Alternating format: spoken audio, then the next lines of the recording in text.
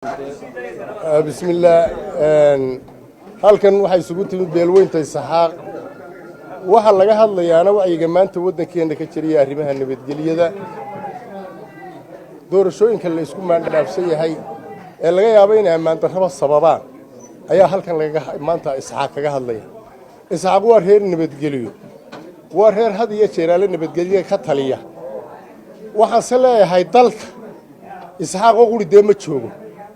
wax aqli lana de waran cad oo quri ma joogo ummad aqli leh oo badan baa joogta deegaan badan oo Soomaaliland baa jooga kursigan la isku haysta inaga ali dadweynaha hadaynu nahay ragaysaystana waa ragii aynu dooranay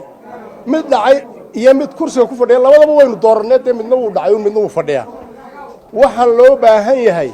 nabadgelyada beelaha Soomaaliland inay nala taageeraan oo reer kasta iyo qabiil kasta Soomaaliland ka mid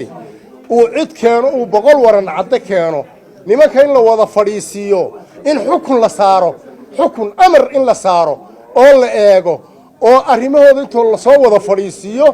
cidii loo garto beelaha Soomaaliland odayaashooda ay nimanka xukun saaraan ma qaadi karo balaayo ma qaadi karo istil anigu cid hadalada wixii qaldan ayo wixii yaani ilaahsan kama hadlaya anigu waxaan ka hadlayaa nabadgelyadeena beelaha Soomaaliland inay wada guntadaan inay waran cadda miiran keenaan in nimankii la dhexdhexaadiyo la soo wada fadhiisiyo xukun cid la saaro ama mucaaradka la saaro iska tagan la yiraahdo ama madaxweynaha wax qaba la yiraahdo xukun in la saaro amar la saaro ayaan doonaynaa